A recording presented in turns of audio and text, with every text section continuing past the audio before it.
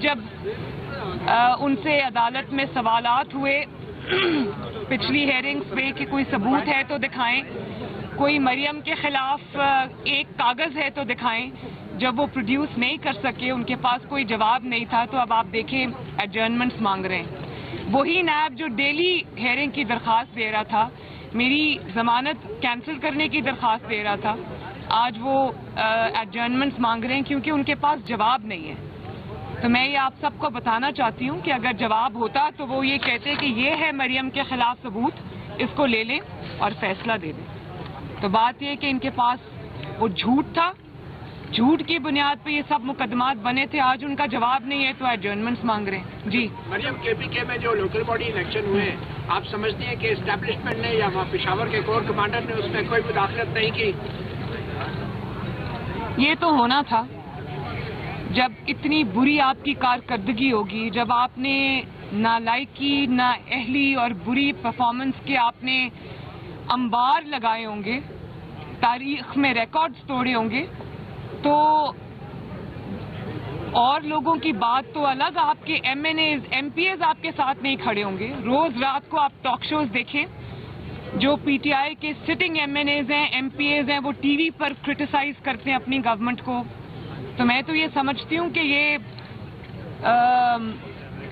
P T I کے جتنے بھی، اول تو کوئی میرا خیال ہے ٹکٹ لینے والا نہیں رہے گا۔ پی ٹی آئی کا ٹکٹ جو ہے وہ رسوائی کا ایک سمبل ہے، تو ایک تو ٹکٹ لینے والا کوئی نہیں ہوگا، لیکن جو بھی جن کو اور کہیں سے ٹکٹ نہیں ملے گی اور وہ پی ٹی آئی کا ٹکٹ لے کر جب عوام میں جائیں گے، تو میرا ایک مشورہ ہے ان کو، اور وہ یہ ہے کہ ہیلمٹ پہن کے جائیں عوام میں، کیونکہ عوام غصے میں بھری بیٹھی ہے۔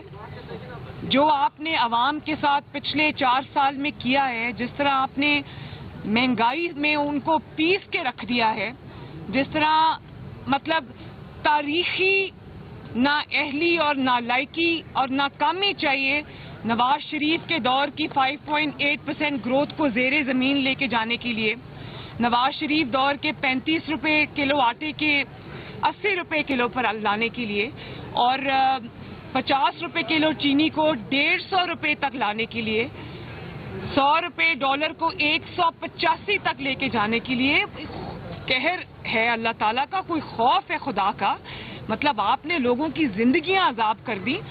تو یہ جو ملک بھر سے فیصلے آ رہے ہیں، میرا خیال ہے یہ پہلی گورنمنٹ ہے، اور میرا خیال نہیں ہے، مجھے یقین ہے کہ یہ ایک سٹنگ پہلی گورنمنٹ ہے جو ایک کے بعد ایک ضمنی انتخاب ہاری ہے، نہ صرف ہاری ہے بلکہ بہت ہی بری طرح ہاری ہے۔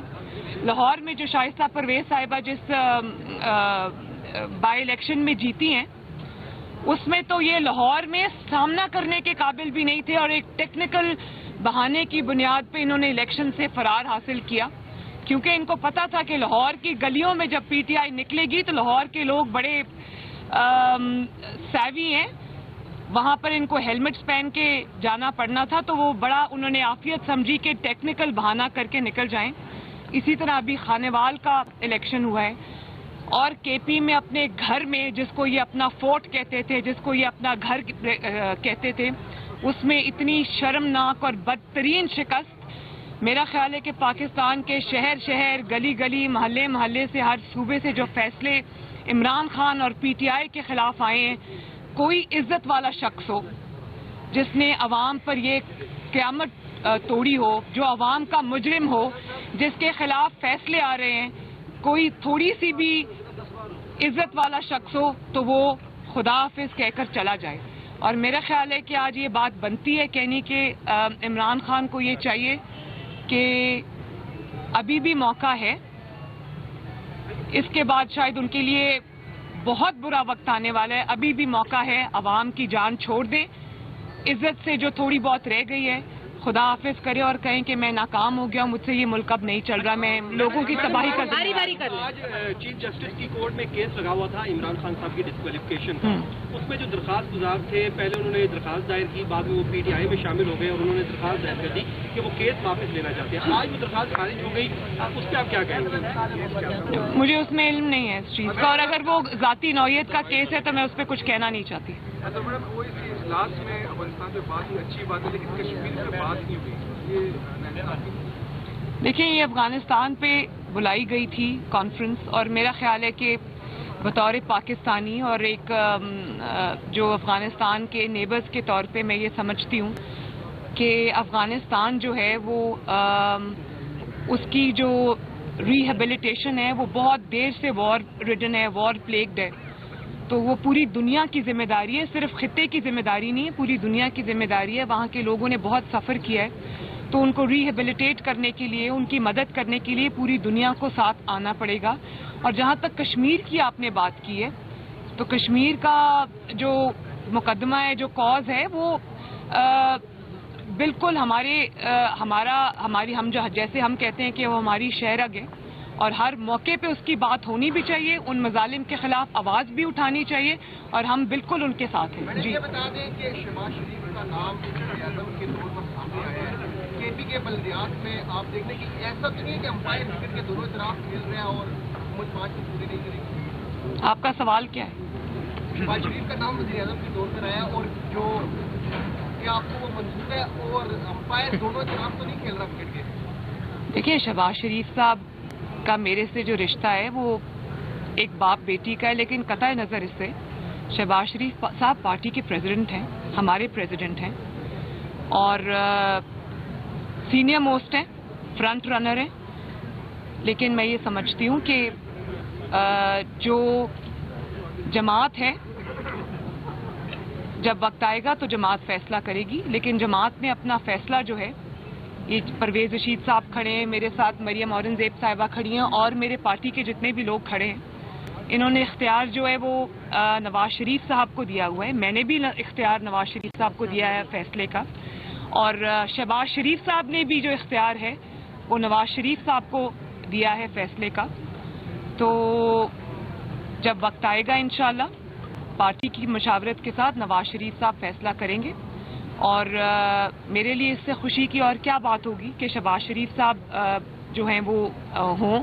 हम सब उनके पीछे खड़े होंगे, हम सब उनके साथ खड़े होंगे, हम उनकी सपोर्ट, उनका सहारा, उनका जो भी हमसे हो सका हम करेंगे। तो इससे ज़्यादा खुशी की और बात नहीं है, लेकिन वक्त आने पे फैसला इंशाअल्लाह ताला जमात करेगी मियाँ साहब की सरबराही में। मैडम आपकी बात करें पंजाब की अगर बात इसके बाद आप इसके बाद इंतखाबात जीत भी रहे हैं, लेकिन कल बल्दियात में केपी में मुस्लिम लीग नून की वो परफॉर्मेंस नहीं रही जो मौलाना ने दिखाई या दीगर जमातों ने। तो आप लोगों को नहीं लगता कि आपको केपी में काम करने की जरूरत है? सबसे पहले तो मैं मौलाना साहब को, मौलाना फजल रहमान साहब को दिल की गहराइयों से केपीके के इंतखाबात में इतनी शानदार परफॉर्मेंस पे मुबारकबाद देती हूँ, और मुझे बहुत खुशी हुई है कि उन्होंने बहुत ही अच्छा परफॉर्म किया है उनकी जमात ने केपीके के इलेक्शंस में, और मुझे लगा कि ये हमारी फतह है। उनको देखा तो खुशी हुई। मेरी तरफ से JUIF को बहुत बहुत मुबारकबाद। जहाँ तक मुस्लिम लीग नून का ताल्लुक है, तो मुस्लिम लीग नून का हज़ारा में काफ़ी इन्फ्लुएंस है, और हज़ारा में एक उसमें इलेक्शन हुआ है अभी, उसमें बहुत अच्छा रिजल्ट आया है। लेकिन मेरा ख्याल है कि हज़ारा में या KPK में मुस्लिम लीग नून का वोट बैंक मौजूद है, और बहुत बड़ी तादाद में मौजूद है। मेरी ये ज़ाती ख्वाहिश भी है, और ये मैं अपनी जमात में भी ये कहूँगी कि हमें KPK को पूरी तवज्जो देनी चाहिए। KPK जिस अजाब से गुजरा है पिछले 11 साल में इमरान खान की नाअहली की वजह से, नालायकी की वजह से, तो जो तरक्की KPK का हक थी, जिसमें वो सड़कें, मोटरवेज और चीज़ें, जो तरक्की के जितने भी मंसूबे थे जो KPK में बनने चाहिए थे, वो शायद इस नालायकी और नाअहली की नज़र हो गए। वो एक BRT है जिसके बारे में मशहूर है कि चलती कम है जलती ज़्यादा है। तो मेरा ख्याल है कि मैं KPK के अवाम को भी ये रिक्वेस्ट करूंगी कि तरक्की आपका हक है, तरक्याती मंसूबे आपका हक हैं, आप किसी सूबे से कम नहीं हैं। तो मुस्लिम लीग नून को मौका दें, और मैं मुस्लिम लीग नून को भी ये कहूंगी कि पूरी तवज्जो अपनी KPK में रखें, और वहाँ पर काम करें, वहाँ लोगों को रीच आउट करें, और अपने वोट बैंक को न सिर्फ ये कि एक्टिवेट करें बल्कि और ज़्यादा इन्हांस करें। तो KPK में मुस्लिम लीग नून का बहुत बड़ा पोटेंशियल है।